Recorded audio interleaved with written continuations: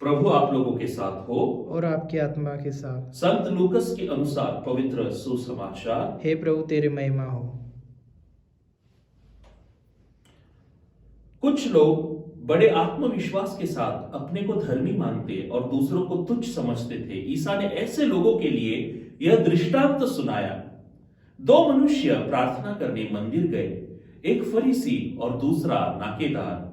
फरीसी तन कर खड़ा हो गया और मन ही मन इस प्रकार प्रार्थना करता रहा, ईश्वर मैं तुझे धन्यवाद देता हूं कि मैं दूसरे लोगों की तरह लोभी, अन्यायी, व्यभिचारी नहीं हूं और न इस नाकेदार की तरह हूं।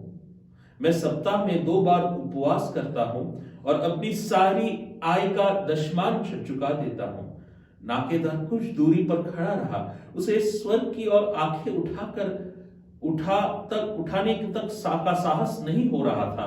वह अपनी छाती पीट पीट कर यह कह रहा था, ईश्वर मुझ पापी पर दया कर। मैं तुमसे कहता हूं वह नहीं बल्कि यही पाप मुक्त होकर अपने घर गया। प्रभु का सुसमाचार। हे क्रिस्त तेरी स्तुति हो। क्रिस्त में मेरे प्रिय भाई और बहनों, आज हम एक फरीसी की प्रार्थना सुन चुके हैं। वह फरीसी दंभी था, स्वनीतिमान था, अपने आप को नीतिमान मानता था, धार्मिक मानता था।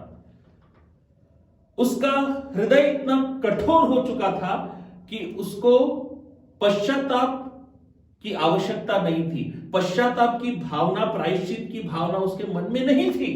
उसको लगता था कि मैं धार्मिक विधियों का पालन करता हूं, यथा योग्य उनका पालन करता हूं, उपवास करता हूं, दशमांश देता हूं, इसीलिए मैं पवित्र हूं।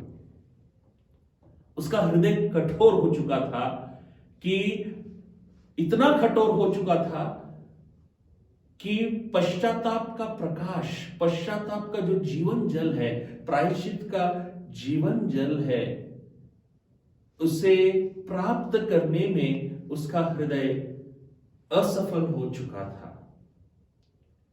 लेकिन हम देखते हैं यह फरीसी किस प्रकार अपने आप को दंभी के रूप में प्रस्तुत करते हैं और ज़कातदार अथवा जो नाकेदार है, संपूर्ण प्रायश्चित के साथ, संपूर्ण पश्चाताप के साथ प्रभु के सानिध्य में आते हैं।